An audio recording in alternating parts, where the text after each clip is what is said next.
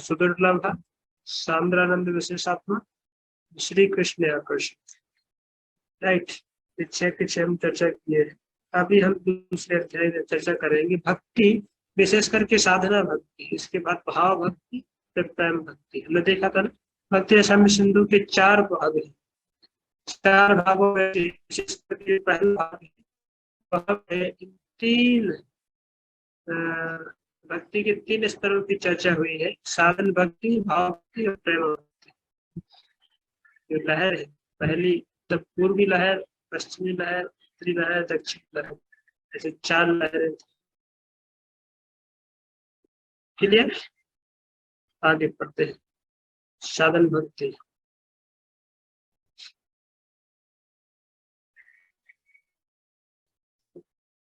श्री रूप गोस्वामी ने भक्ति रसायन सिंधु में भक्ति की 3 श्रेणियों का वर्णन किया है, साधन भक्ति, भाव भक्ति और प्रेम भक्ति। इनमें से प्रत्येक के अनेक उपभेद है। सामान्यतः साधन भक्ति में 2 विशेषताएं, भाव भक्ति में 4 विशेषताएं तथा प्रेम भक्ति में 6 विशेषताएं। श्री गोस्वामी सबका विवेचन करेंगे आगे जाकर के। भाव भक्ति, साधन भक्ति और प्रेम भक्ति के सब हेडिंग्स क्या है, उसके बारे में चर्चा की जाएगी।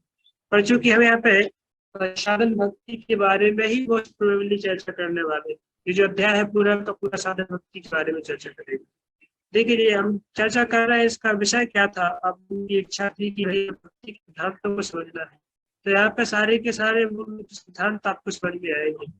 साधन भक्ति क्या होती है, उसके ऊपर भाव भक्ति क्या होती है, प्रेम भक्ति क्या होती है, और सबके अलग अलग अच्छी तरह से उसका एक्सप्लेनेशन समझ जाएगी, अच्छी तरह से चीजों को समझ जाएंगे, तो आपको डिस्क्रिमिनेट कर पाएंगे, पता चलेगा कि भाई हम भक्ति के किस स्तर पे हैं और हम भक्ति के किस स्तर को पालन कर रहे हैं, या फिर किसी भक्त को उनके गुणों को देख करके, उनके लक्षणों को देख करके पहचान।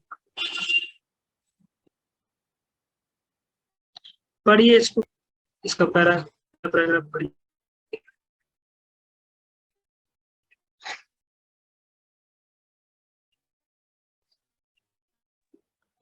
हरे कृष्णा प्रभु जी। श्री रूप गोस्वामी ने भक्ति रसामृत सिंधु में भक्ति की 3 श्रेणियों का वर्णन किया है, साधन भक्ति, भाव भक्ति। इन संदर्भ में जी प्रभु जी, इस संदर्भ में रूप गोस्वामी कहते हैं कि कृष्ण भावना अथवा भक्ति योग के पात्रों का उनकी अपनी अपनी रुचि के अनुसार वर्गीकरण किया जा सकता है। उनका कथन है कि भक्ति का साधन पूर्व जन्म से अनुपूर्वी रूप में निरंतर चला आता है। भक्ति से कुछ न कुछ पूर्व संबंध के बिना कोई भी मनुष्य भक्ति मार्ग में प्रवेश नहीं कर सकता। उदाहरणार्थ, कोई इस जीवन में भक्ति का थोड़ा सा साधन करता है, उसका साधन पूर्ण चाहे ना हो, परंतु जितना साधन किया है वह नष्ट नहीं होगा। अगले जन्म में वह इससे आगे साधन में लग जाएगा। इस प्रकार भक्ति का साधन निरंतर चलता रहता है। परंतु यदि ऐसा पूर्व क्रम ना हो और कोई अकस्मात शुद्ध भक्त के उपदेश में रुचि लेने लगे, तो उसे भी अंगीकार किया जा सकता है, वह भी भक्ति में उन्नति कर सकता है, चाहे जो हो। जिनकी भगवत गीता और श्रीमद् भागवत आदि ग्रंथों को समझने में स्वाभाविक रुचि है, केवल मनोधर्म और तर्क के प्रायण रहने वालों की तुलना में उनके लिए भक्ति योग सुगम है। थोड़ा सही स्थान पहुंचो।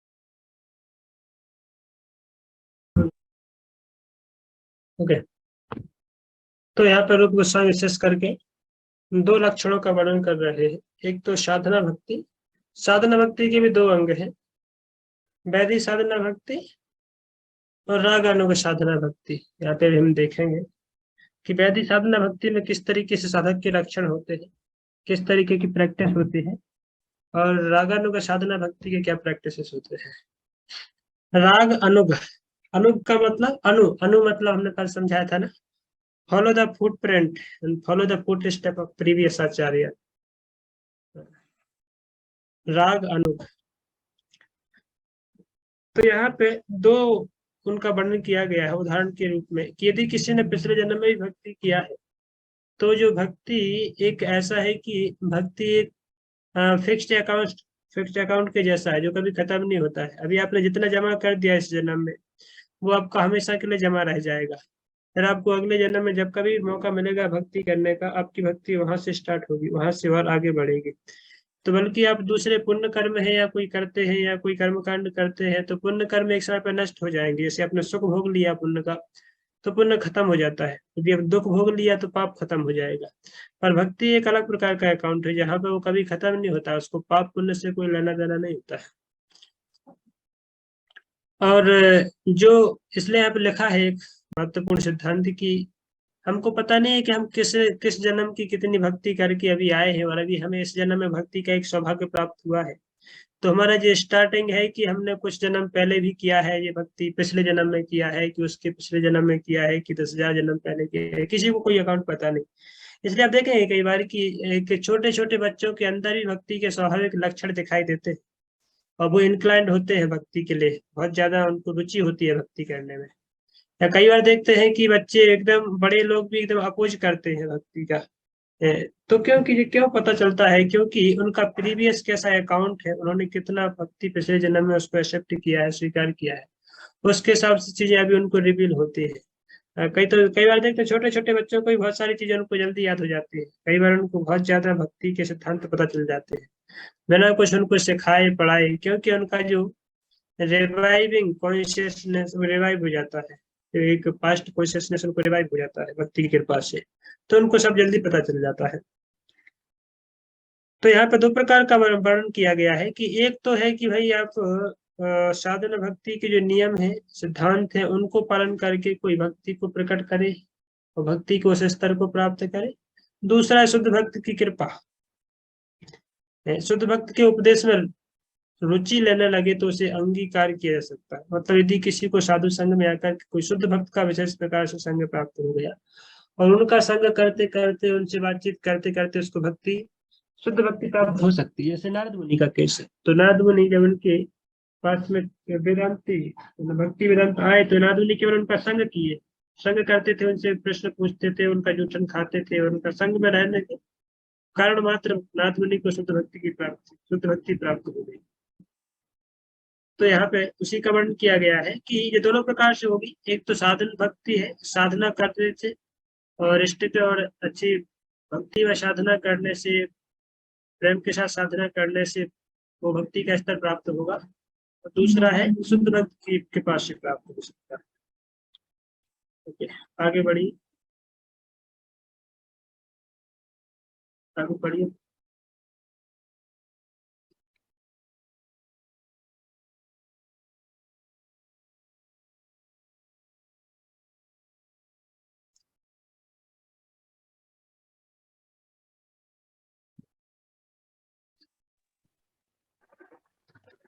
हरे कृष्ण प्रभु जी।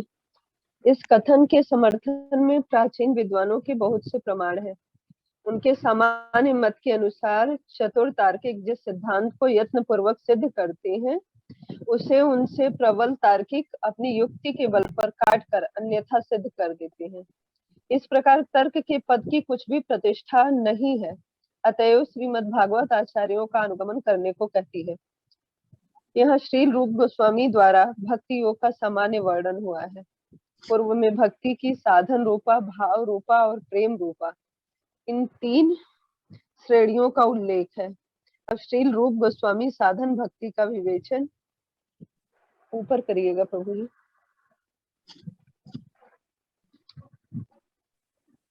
साधन भक्ति का विवेचन करते हैं। साधन का अर्थ किसी कार्य विशेष में इंद्रियों को लगाना होता है। अतः साधन भक्ति का अर्थ है अपनी सब इंद्रियों से कृष्ण की सेवा करना। कुछ इंद्रियां ज्ञान अर्जन के लिए हैं, तो कुछ संकल्प, संवेदन और विचार को कार्य रूप देने के लिए है। इस प्रकार साधन का अभिप्राय मन और इंद्रियों को भक्ति योग के आचरण में लगाना हुआ। ये कहाँ चला गया प्रभु जी?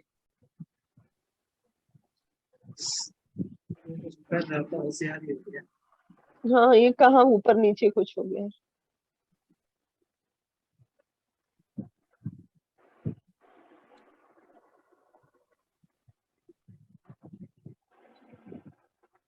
थोड़ा और ऊपर। हाँ, इस प्रकार साधन का अभिप्राय मन और इंद्रियों को भक्ति योग के आचरण में लगाना हुआ। यह साधन किसी अस्वाभाविक गुण को विकसित करने के लिए नहीं है। जैसे कोई बालक चलना सीखता है, यह चलना अस्वाभाविक नहीं है। चलने की योग्यता मूल रूप से बालक में होती है, इसलिए केवल थोड़े साधन से वह भली प्रकार चलने लगता है। इसी भांति भगवत भक्ति जीव की स्वाभाविक प्रवृत्ति है। आदिवासी जैसे असभ्य मनुष्य तक प्रकृति के नियम से घटने वाली किसी अद्भुत घटना के प्रति नतमस्तक हुए बिना नहीं रह पाते। वे तब यह समझते हैं कि इस अद्भुत घटना अथवा कार्य के पीछे किसी दैवी सत्ता का हाथ अवश्य है। अतएव यह भावना जीव मात्र में है, चाहे बद्धावस्था में सुप्त रूप में हो क्यों न रहे। प्राकृत दोषों के आवरण से शुद्ध हो जाने पर यह कृष्ण भावना कहलाती है। ओके, तो कहने का मतलब विशेष करके जब बोलते हैं भक्ति अर्थ का मतलब ये है कि जीव की स्वाभाविक प्रवृत्ति, वो नेचुरल उनके हृदय में है पहले से। ऐसा नहीं कि उसके हृदय में कोई डाली जा रही है, ऐसी बात नहीं। बस अंतर इतना है कि सुषुप्त अवस्था में है। वो भक्ति है जीव के हृदय में सुप्त अवस्था में है। नित्य शुद्ध कृष्ण प्रेम साधक होना है, श्रवणादि शुद्ध चित्त कर उदय। तो श्रवण और कीर्तन की विधि के द्वारा जब जीव सुनते हैं तो उनके हृदय में जो भक्ति का संचित बीज है या सुषुप्त अवस्था में जो बीज है वो ऑटोमेटिक स्फुरित हो जाता है, ऑटोमेटिक उनके अंदर अंकुरण हो जाता है। वही बाद में फिर पौधा बनता है, पेड़ बनता है, फिर फल देता है। एक उदाहरण यहाँ पे प्रभुपाद जी दे रहे हैं, बच्चे का उदाहरण दिया है कि जैसे कुछ छोटा सा बच्चा होता है, वो बच्चा जन्म लेता है, जन्म लेने के बाद वो गुजरना सीखता है, तो उसको गुजरना सिखाता नहीं, तो उसके अंदर स्वाभाविक वो टेंडेंसी है, वो ऑटोमेटिक निकल के आती है जैसे उसकी थोड़ी सी उम्र बढ़ती है। पर वही बच्चा आगे जा करके थोड़ा सा वो चलने के लिए ट्राई करता है, तो मम्मी पकड़ के उसकी अंगुली पकड़ के ऐसे बच्चे को होटो होटो होटो तो वो ट्राई करता है। मम्मी ने केवल अंगुली पकड़ी है, उसको अंगुली अपनी पकड़ाई है, उस अंगुली को पकड़ा करके ट्राई करता है, और ट्राई करके धीरे धीरे खड़ा हो जाता है, पर फिर से फिसल जाता है, गिर जाता है। तो मम्मी फिर से उसको अंगुली पकड़ाती है, फिर से चलो चलो चलो चलो चलो चलो, फिर चलने का प्रयास करता है। तो इसका मतलब क्या है कि बच्चे के अंदर वो पहले से टेंडेंसी है चलने की, वो पहले से उसके अंदर प्रवृत्ति है चलने की, वो चल सकता है, भाग सकता है, वो प्रयास कर सकता है। पर चूंकि अभी इतना परिपक्व नहीं है चलने के लिए, तो उसको पहले वो ट्रेनिंग दिया जा रहा है मम्मी के द्वारा, उसको पहले से थोड़ा सा वे बताया जा रही है कि भाई इस तरीके से। पर ऐसा नहीं कि मम्मी उसके अंदर कोई क्रिएट करती है, वो चलने की शक्ति उसके अंदर डालती है, ऐसा नहीं है, राइट। तो माँ चलने की शक्ति उसके अंदर नहीं डालती है, इधर वो उसके अंदर शक्ति है पहले से संचित अवस्था में, उसको थोड़ा सा एक इलाइटन करके उसको थोड़ा सा एक फायर अप करती है, थोड़ा सा उसको हेल्प करके उस सुप्त जो शक्ति उसके अंदर है उसको हेल्प कर देती है, जगा देती है। और फिर वही बालक जो है एक दो बार गिरता है, फिर धीरे धीरे करके दौड़ जाता है, करके तो चलने लगता है। तो इसी प्रकार से जीव के हृदय में जो साधन भक्ति या फिर बोल सकते हैं सुसुप्त अवस्था में जो भक्ति का बीज पहले से संचित अवस्था में है, पर वही इसलिए विधि विधान कानून नियम के द्वारा जब गुरु है उनको थोड़ा धीरे धीरे पकड़ के चलना सिखाते हैं, गुरु अंगुली पकड़ते हैं, पर जीव जो है चलना चलना धीरे धीरे सीखता है। तो इसी प्रकार से साधना करते करते करते फिर गुरु एक अंगुली पकड़ाते, थोड़ा 2 माला करो, फिर 4 माला करो, फिर 6 माला करो, 8 माला करो, 10 माला करो। तो क्या है धीरे धीरे चलाने के जैसा है बच्चे को। फिर थोड़ा भगवत गीता पढ़ो, फिर थोड़ा भक्तों का संग करो, भगवान की सेवा करो, ऐजे मत करो, इस तरीके से। तो क्या है कि उनको हाथ पकड़ के चलाने के जैसा है। पर ऐसा नहीं कि गुरु ने भक्ति का बीज उनके अंदर डाला, इवन तो हम वो भी बोलते हैं। पर यहाँ पे जो बात की जा रही है वो इस चीज की बात की जा रही है कि जीव के अंदर स्वाभाविक प्रवृत्ति है भक्ति करने की, भगवान से प्रेम करने की। पर चूंकि माया के आवरण में रहने से हम उसको भूल चुके हैं करके, तो गुरु आकर के उसको फिर से रिवाइव कराते हैं, तो उसको हमारी प्रवृत्ति को हेल्प कर देते हैं। ताकि जैसे अग्नि है, लकड़ी में अग्नि है, प्रभुपाद जी पूछते, लकड़ी में अग्नि पहले से है तब उसमें जाके अग्नि जलती नहीं, पर उसको थोड़ी सी बाह्य एक चिंगारी की आवश्यकता है, बाह्य अग्नि की आवश्यकता है। जैसे बाह्य आपने थोड़ी सी अग्नि लाइटनिंग की, लकड़ी के अंदर टच किया, वो लकड़ी स्वयं तक तक तक तक तक करके जलने लगती है ना। तो पहले से लकड़ी के अंदर अग्नि थी, पर चूंकि वो अग्नि अपने आप में पर्याप्त नहीं थी कि वो स्वयं से प्रकाशित हो सके, तो उसको किसी बाह्य अग्नि की आवश्यकता उस समय थी। और बाह्य अग्नि जाकर के अब जैसे तीली से टच कराते हैं, वो अंदर की अग्नि जो लकड़ी के अंदर, वो स्वाभाविक रूप से प्रकट हो जाती है, बाहर निकल के जाती है।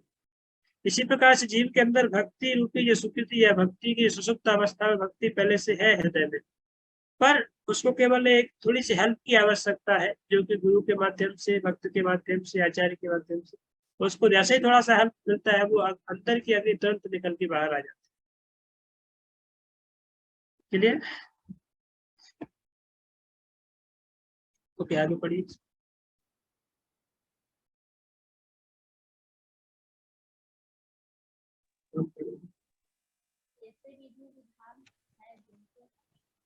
अपनी इंद्रियों और मन को इस प्रकार लगा सकते हैं कि हमारा सोया हुआ नहीं जागृत। ओके, आवाज नहीं आ रही? नहीं आ रही क्या? मेरी आवाज नहीं आ रही है? अभी आ रही है माता जी। ऐसे विधि विधान है जिनके हम अपनी इंद्रियों और मन को इस प्रकार लगा सकते हैं कि हमारा सोया हुआ कृष्ण प्रेम जागृत हो जाए। ठीक उसी प्रकार जैसे थोड़े अभ्यास से बच्चा चलने लगता है, जिसे चलने की मूल क्षमता नहीं है, वह कितना भी अभ्यास क्यों न करे, पर चल नहीं सकता। कृष्ण भावना को से सिद्ध नहीं किया जा सकता।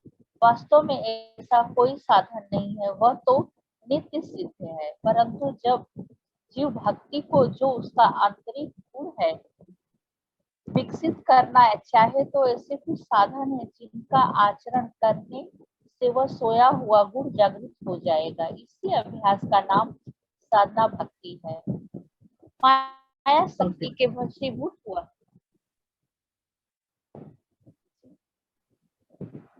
ओके, तो साधन भक्ति का मतलब ही है कि साधन के द्वारा उसको बाहर लाना, जो भी आपके हृदय में पहले से है। और प्रभु जी उदाहरण दे रहा है, जिसके अंदर चलने की प्रवृत्ति है ही नहीं, उसको कितना भी हाथ पकड़ पकड़ के चलाओ, कितना भी करके करो, वो नहीं चल पाएगा। ऐसे जिसके पाँव है ही नहीं करके, जिसके पाँव ही नहीं है, तो आप फिर कितना ही प्रयास करो, है ना, वो चल नहीं पाएगा। या फिर आप बोल सकते हैं कि जो जड़ है, कोई पत्थर है, पत्थर को आप कितना ही पकड़ पकड़, चल बेटा चल बेटा चल बेटा, हाथ पकड़ो, पाँव पकड़ो, कुछ भी पकड़ो, आप नहीं चल पाएगा ना, क्योंकि वो जड़ है, वो चेतन नहीं। वो चेतन है, चेतन के अंदर वो चलने की स्वाभाविक प्रवृत्ति है। इसी प्रकार से जीव है, कोई भी अवस्था में है, किसी भी शरीर में है, पर जीव के अंदर वो टेंडेंसी है पहले से कृष्ण भावना की।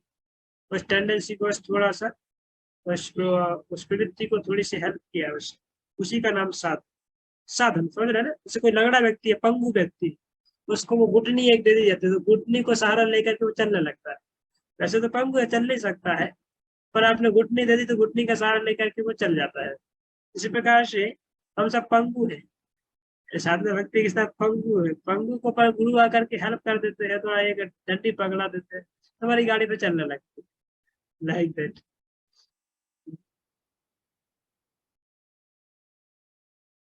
ओके, आगे बढ़ी।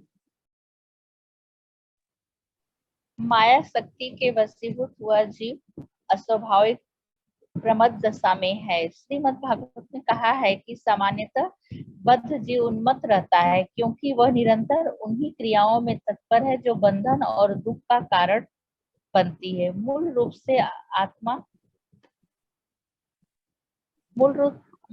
से आत्मा सच्चिदानंदमय आनंदमय है, प्राकृतिक क्रियाओं में पड़ जाने के कारण ही वह दुखी है, क्षणिक और पूर्ण रूप से अज्ञानी हो गया है। ऊपर कर यह विमर्श का फल कर्म, यह विकर्म का फल है। विकर्म उस कर्म को कहते हैं जिसे नहीं करना चाहिए। उसके उपाचार रूप में साधन भक्ति का आचरण करना है। इस अभ्यास के मुख्य अंग ये हैं: प्रातः काल मंगल आरती करना, कुछ प्राकृतिक क्रियाओं से बचना, गुरु बंधन आदि अन्य बहुत से विधि विधानों का पालन भी करना है, जिनका वर्णन आगे क्रमानुसार किया जाएगा। इन साधनों को उन्माद दूर करने में सहायता मिलेंगे। वैद्य मनुष्य के मस्तिष्क रोग को दूर करता है और यह साधन भक्ति माया के कारण बद्ध जीव को उन्मत्ता को मिटा देती है। ओके, तो कहने का मतलब यहाँ पर लिख रहा है गोस्वामी कि जीव की तो स्वाभाविक स्थिति सच्चिदानंदमय है, पर प्राकृतिक क्रिया में पड़ जाने के कारण, भौतिक जगत में भौतिक क्रियाओं के बंधन में, भौतिक क्रियाओं के संपर्क में आने से जीव जो है और दुख का अनुभव करता है, क्षणिक रूप में अज्ञानी हो जाता है। तो क्यों? क्योंकि विकर्म के कारण जीव ने इतने विकर्म कर डाले ना। विकर्म समझते हैं, पाप कर्म या बुरे कर्म जो शास्त्र के विरुद्ध है। अकर्म, विकर्म और कर्म, तीनों का अंतर पता है? कर्म, विकर्म और अकर्म, कौन बताएंगे तीनों को डिफाइन कर सकते हैं?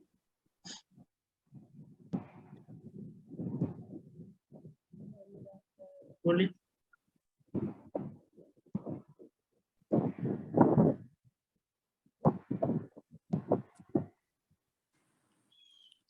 हरे कृष्ण प्रभु जी। हाँ।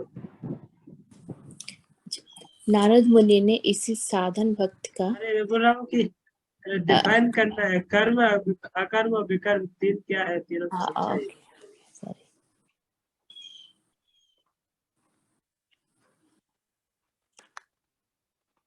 भूल गए हैं प्रभु जी, भूल गए हैं, कहीं नोट किए हैं।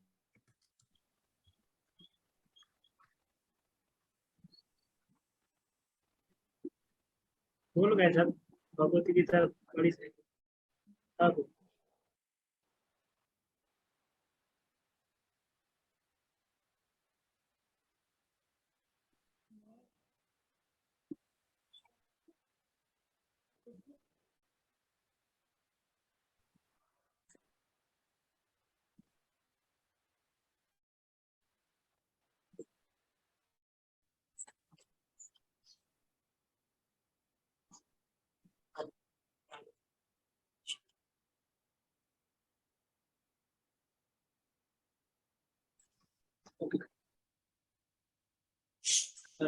किम कर्म के मकरमिति कवि और भी एक श्लोक आता है कि अकर्म क्या है, विकर्म क्या है और कर्म क्या है। चीजों को समझना, बड़े बड़े ऋषि मुनि भी पाप को हो जाते हैं, कंफ्यूज होते हैं। भगवान बोलते ना भगवत गीता के 3 अध्याय में, चौथे कभी अप्यत्र मोहिता, कभी लोग भी मोहित हो जाते। तो वही है, कर्म मतलब पायस पुण्य कर्म और विकर्म मतलब पाप कर्म, अकर्म मतलब भक्तिमय कर्म, जिनका कोई पुण्य, जिनका कोई रिएक्शन नहीं होता है, इनका कोई ना तो अच्छा या बुरा कोई फल नहीं होता, अकर्म। ओके, तो मैं बता रहे कि भाई हम इस संसार में कष्ट भोग रहे हैं, अविद्या में पड़ी हुई, इसका कारण क्या? हमने विकर्म किया है, पिछले जन्म में कुछ ना कुछ उल्टा सीधा करके आए, उसके फलस्वरूप अभी हमारा सब कुछ लीवर खराब है ना, हमारा किडनी खराब हो रहा है, हाथ पाँव खराब हो रहा है, सासू माता गाली दे रही है, ससुर परेशान कर रहे हैं, जो भी दुख मिल रहा है संसार हमारे विकर्म के कारण होता है। पर इसका कोई उपाय है क्या? इसका कोई उपचार है क्या? बोले उपचार भी है। क्या है? बोले साधन भक्ति इसका उपचार है।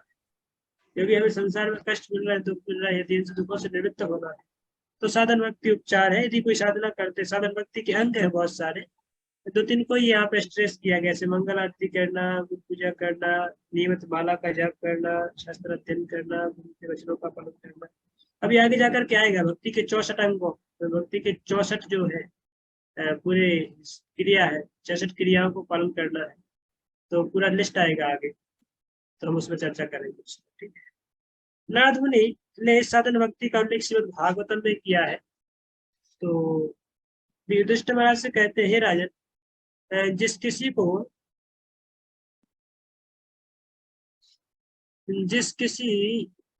उपाय से मन को श्री कृष्ण में लगाना है, इसी का नाम कृष्ण भावना है। आचार्य का कर्तव्य कि ऐसे उपाय करे जिससे शिष्य का चित्त श्री कृष्ण में एकाग्र हो जाए, यही साधन भक्ति का उपयोग है। तो ये मना कृष्ण निवेश, जो नारद मुनि बताते हैं युधिष्ठिर महाराज को भागवत कि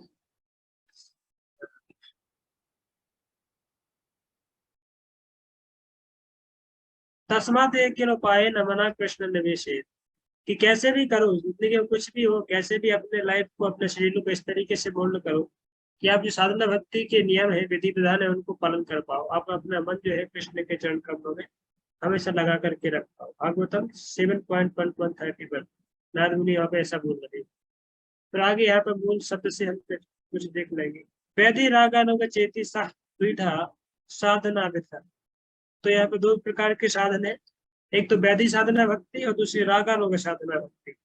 तो साधना भक्ति के अंदर दो अंग है, हमने पहले चर्चा कर लिया है कि वैधि मतलब अपने प्रयास के द्वारा लाठी पकड़ पकड़ के चलना और एकदम अपने प्रयास के द्वारा नियमों को पालन कर करके चलना, तो वैधि साधना भक्ति। और दूसरा है कि रागानुगा, जहाँ पर शुद्ध भक्त की कृपा, गुरु की कृपा प्राप्त हो और उनको इमीडिएटली शुद्ध स्तर को प्राप्त हो सके। ठीक है, आगे इसको पढ़िए कोई।